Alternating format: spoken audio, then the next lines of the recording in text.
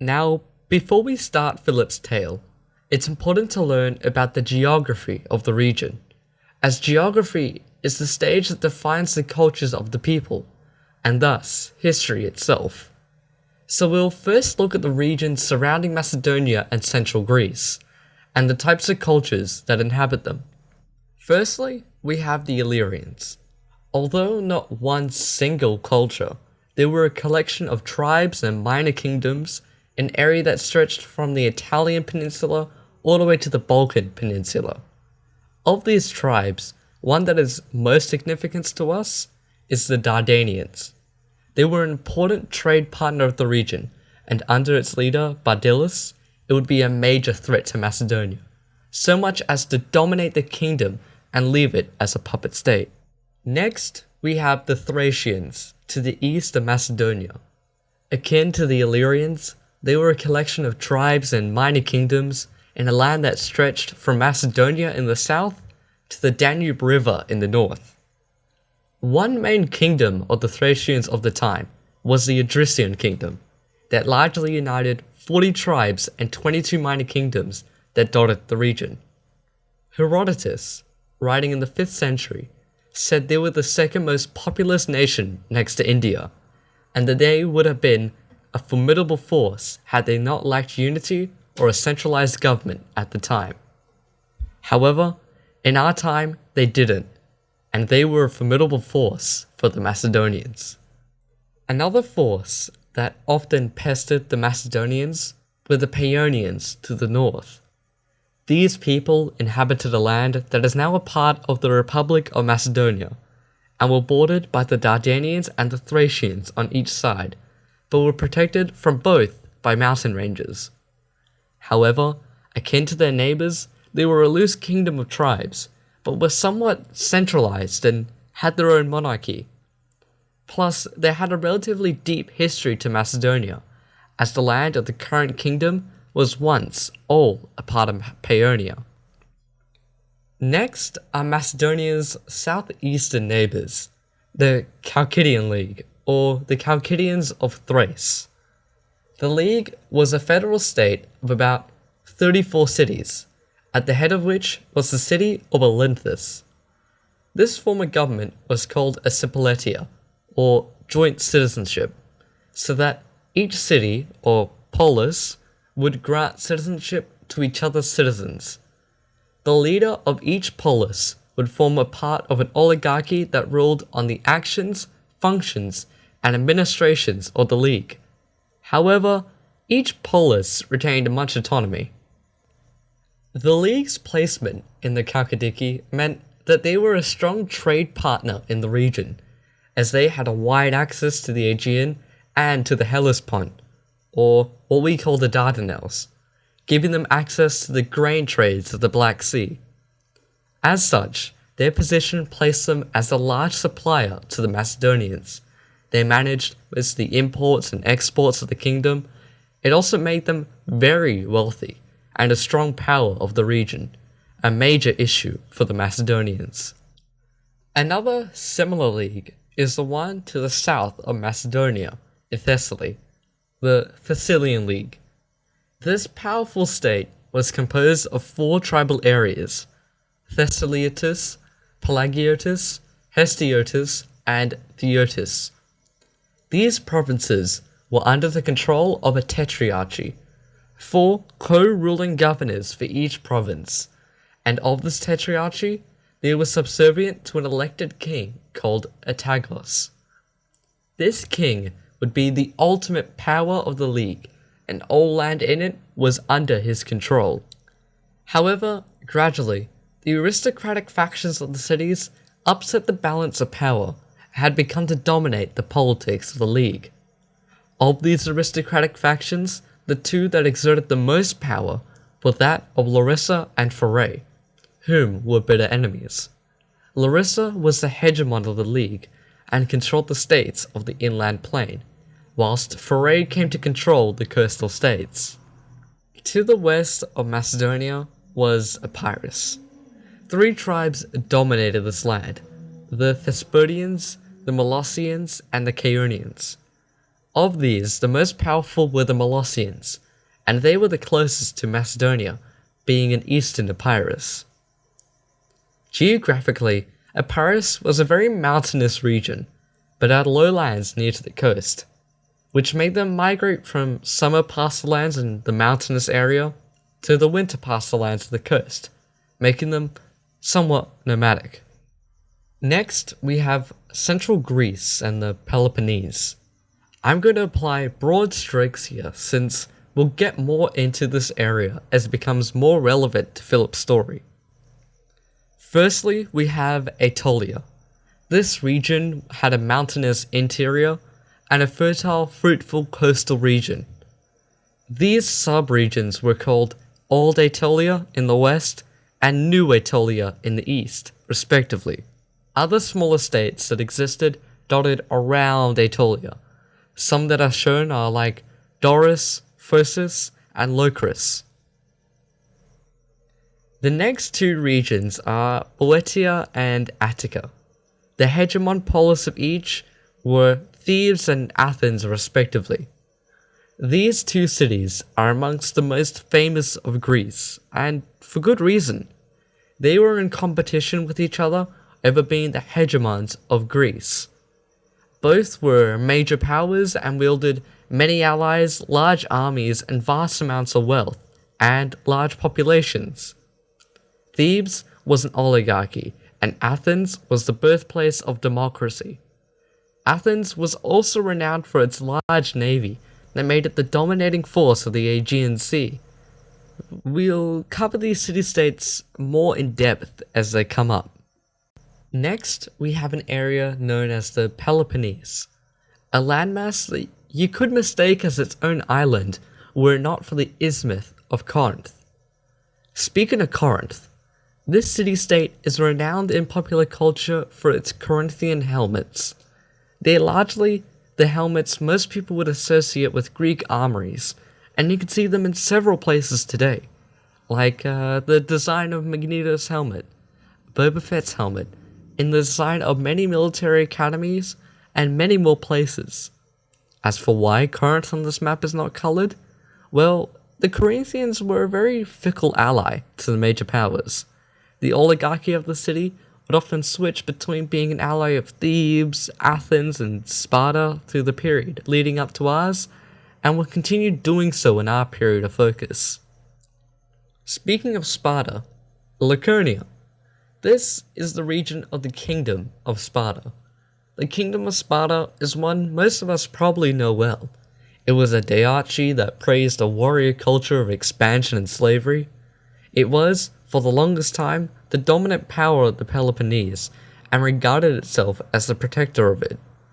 Many of the territories of the Peloponnese were Sparta's allies, especially Achaia, who were very dedicated to the Spartans, through thick and thin. These same territories were also at the whim of Sparta. For example, Macedonia was oppressed and enslaved by the Spartans, staying as a ready source for them of slaves to fuel their economy and workforce. Sparta had been the hegemon of Greece since its victory over Athens in 404, at the end of the iconic Peloponnesian War. This was up until 371. As these overlords had lost the favour of many of the states of Greece, and lost to Theban forces in a crushing defeat at the Battle of Leuctra. We'll talk more about this later on, but due to this, many of Sparta's former allies turned to favour Thebans as they came crashing into the Peloponnese, and liberated Arcadia and Messenia from their oppressors. Now, last but not least, we have Macedonia. Macedonia can best be described as an inner core and outer rind. It was comprised of two parts, Upper Macedonia in the west and Lower Macedonia in the east. Upper Macedonia was a place of remote and isolated cantons, inhabited with nomadic tribes that stretched all the way to Illyria and Epirus. As nomadic pastoralists, they would move to different regions for summer and winter pastures, akin to the Illyrians. Life was hard for them. It was often a matter of survival, especially with incursions of hostile Illyrians and Paeonians. Although the king of Macedon was ruler of both Upper and Lower Macedon, he had little influence in Upper Macedon, and power was in the hands of many minor nobles who ruled the sparse cantons. Lower Macedonia, on the other hand, was different. It encompassed a lot of fertile, rich, and well-watered plains and stretched along the coast. The fertile soil enabled the people to grow vegetables, grapes, and other fruits, as well as graze sheep, cattle, and horses with ease. Sometimes, in the harsh winters, the nomadic people of the upper would move into the lower for its warmer climate. Due to this disunity, Macedonia lacked any centralized power because of this divide, and the fact that Upper Macedonia was largely out of the king's influence. However, Lower Macedonia, and technically all of Macedonia, still had a capital. The original and traditional capital was Aegae, founded by the first king of the Argead dynasty, Perdiccas I, who based off an oracular pronouncement that he would be led there by the sight of goats, hence the name of the city meaning the place of goats. However, in 399, King Archelaus relocated it further northeast to Pella. Macedonia was a rather poor kingdom, but not because of a lack of natural resources. Among these were gold and silver and copper and lead and iron, and Macedonian timber was the best in Greece. This timber was often converted for shipbuilding, and although all these resources were owned by the king of Macedonia, it remained poor as a lack of centralized government meant that it could not exploit these resources. The economy in Macedonia was almost non-existent. The people often favored bartering for goods rather than using coinage. And the previous kings to Philip had coined only in bronze, and although Perdiccas III would try to run a silver coinage, he had to return to bronze due to the abysmal state of the economy. In contrast, if we look at the coinage of Thrace and the Dardanians in Illyria, they minted silver and bronze coinage. The dominant silver and gold coinage of the region was of the wealthy Circadian League. Aside from economic issues, Macedonia suffered from social snobbery from the Greeks to the south. The boundary between Macedonia and southern Greece was defined by Mount Olympus, the tallest mountain in Greece, standing at 2,884 meters, and housed the Olympian pantheon of gods. But to the southern Greeks, this was more than a mere geographical boundary. To them, it was the line between Greek civility and the land of barbarity. Now, it's important to clear up what this means. They didn't consider them barbarians in the sense of savages and brutes, but more as not Greek-speaking. To the Greeks, the term barbarians came from how they thought people who didn't speak Greek sounded like, barbar. Thus, they were called barbarians. Now, as to whether Macedonians were actually Greek or not is very much a bone of contention in our modern times. However, I'm not going to touch that topic with a 10-foot pole, and I will likely tackle that in its own video. But I will say that I believe there is substantial evidence and recent theory to suggest that classical Macedonians spoke a local dialect, possibly Doric, akin to the varying dialects of Asia Minor, the Peloponnese, and central Greece, and that these Macedonians were in fact Greek. Let me just also specify, while I'm at it, that when I say Greeks, I mean the southern and central people of Greece, and when I say Macedonians, I mean the people inhabiting the area of Macedon, not a part of the argument, but just for simplicity's sake. Now that we have that over with, the Greek snobbery extended even further into other areas towards Macedonian society. For example, the Macedonians were farmers and pastoralists. They worked their own lands themselves. However, the Greeks, on the other hand, used slavery extensively. They could not understand why free people would do work that slaves could perform instead. Another area of Greek snobbery against the Macedonians was towards their former government. Macedonia was ruled under a monarchy. To the Greeks, monarchy was a system for people who were not smart enough to govern themselves, and monarchies were uncommon, as we saw earlier. Most of the city-states were either run by an oligarchy, an elite group of aristocrats, true democracies where every male adult citizen got to vote on every single part of government, and tyrannies, which wasn't a brutal ruler, but merely someone who rose to power through sheer power and with the support of the people to overthrow the previous government. The only monarchy we saw in our look of southern Greece was Sparta, but that, again, was a diarchy, and in fact, the kings of Sparta could be put on trial and even exiled if the people thought their rule was cruel or illegal. The king of Macedonia was king of all of Macedonia, but as we have mentioned before, he was not actually king of all of Macedonia, owing to the independence of the chieftains of the upper. In its constitution, the king had immense power. He was responsible for conducting domestic and foreign policy, especially war, and he was the commander of the army and all that entailed, like promotions and discipline. The king was very much a warrior king, or was expected to lead his troops in battle, fighting with his men. His roles also extended into the religious realm. As chief priest, he was in charge of duties like state sacrifices, leading processions, and organizing several religious festivals. In addition, he acted as the final judge in appeals, and it was his name alone, with or without the title of king, Basileus, that represented the king's power on official documents. The king was, according to the constitution, only one half of the government, the other, the assembly. This was comprised of male nobles and non-noble citizens who were serving soldiers, and was called on by the king.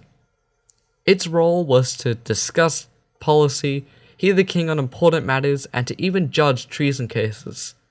But in practice, the king's power was absolute, with the assembly merely being a reflection of him. The assembly did have the power to acclaim a new king when the previous one had died, and to elect a regent should the only heir be too young. However, the king had another set of advisors outside of the assembly, his closest friends, who were called companions.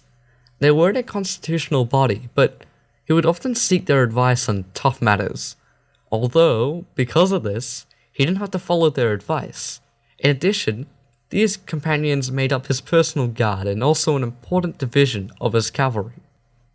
Although the king was the dominant governing power of Macedon, he and the kingdom were very prone to outside powers, exerting influence on the state and region.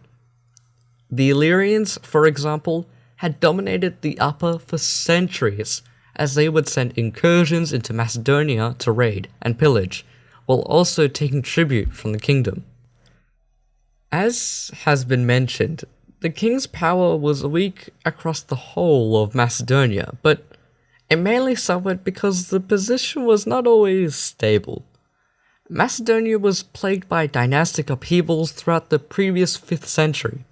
Remember Archelaus, the king who had moved the capital from Aegae to Pella in 399, and is definitely someone we will look at another time? Well, he had a successful reign and tried to centralize the monarchy, reform the military, and elevate the cultural standing of Macedon. However, after his death, Macedonia had about 12 different kings in a period of 30 years, and these kings were put in power through the involvement of the powers that surrounded Macedonia, like the Chalcidians, the Thracians, the Thebans, and the Athenians. In fact, even during the reign of Alexander II, the Thebans demanded the surrender of 50 noble sons as hostages. Of these included the king's youngest brother, Philip II, and this is where our story starts.